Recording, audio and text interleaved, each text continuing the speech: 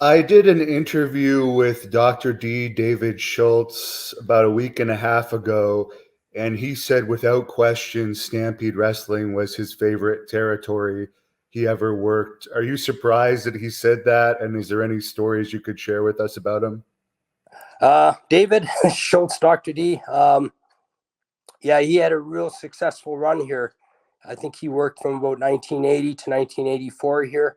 Um, yeah, he was a good performer. Very strong on the mic. One of the best talkers in the industry. I think that's why the AWA recruited him from Stampede, and he did very well there, working against Hulk Hogan, I think, and then WWF picked him up as well when they brought Hulk over, and then raided the AWA of a lot of their talent. And David Schultz was one of the first ones they picked. He had incredible heat, and he was so strong on the mic, and he was tough. He could back himself up in the ring as well. But he was very successful. He made us a lot of money. He could be temperamental at times, David, and I think he was very edgy. And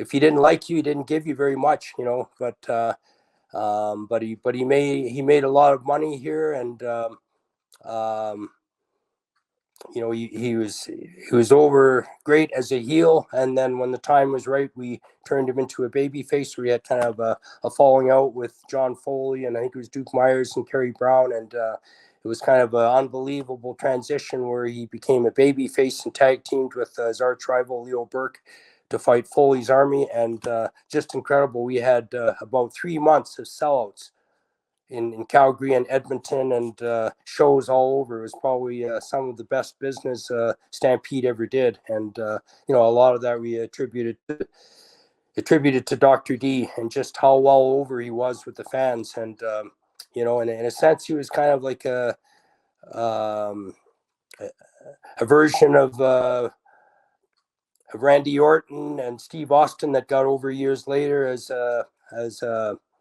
kind of unpredictable, cold heel, but people identified that with that, and that's why I think he was over so well with the fans.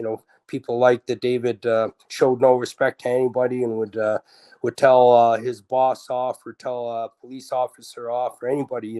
He just had sort of no respect for authority, and did things his way, and that got over very well, in Stampede, and it propelled him to do very well in the AWA and WWF, but David was not a guy to mess around with, and at times he could be unpredictable, and if something pissed him off, he didn't hold back, and a few guys bore the wrath of his anger, I guess, sometimes, and you had to be kind of careful with David.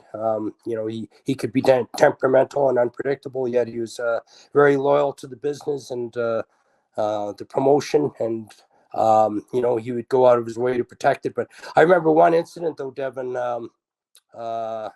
We did sort of an angle, and I think David was teaming up with Dynamite as heels against Brett and Bruce in a tag match, and just incredible heat. And Alexander Scott, who was a heel referee at the time, was reffing the match, and he had incredible heat, especially with Bruce, but the whole Hart family, and a lot of fans believed he was getting paid off by John Foley, and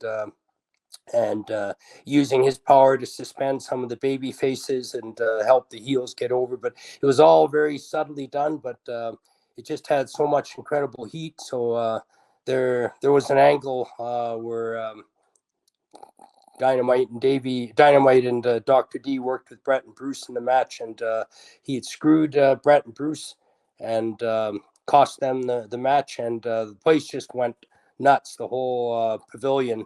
There were fans kind of rioting and throwing chairs, and they were just so outraged that Sandy Scott had screwed Brett and Bruce. So anyway, Foley had passed Sandy his cane, and he used it to club Bruce, and Bruce was on the mat basically selling, and Dynamite and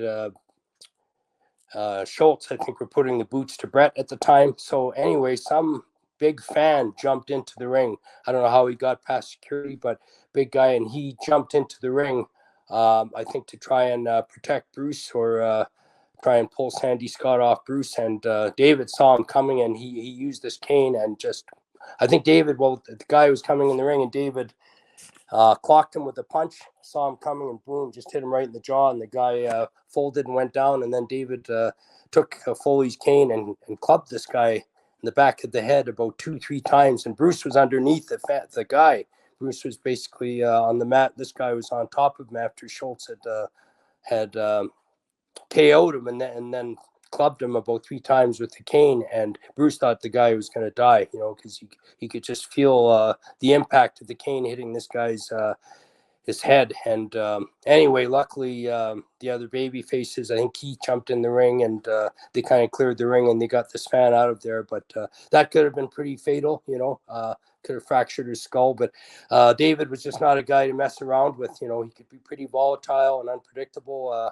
If any fans got too close to him, and if any of the wrestlers pissed him off. So you wanted to stay on his good side for sure. But he made a lot of money for us, and was a huge star that was very integral, in making Stampede one of the hottest territories. I definitely look at him and Dynamite and Davey and Leo Burke and some of them, that just had incredible drawing power, and added so much variety to our shows, and made Stampede such a hot promotion in the 80s.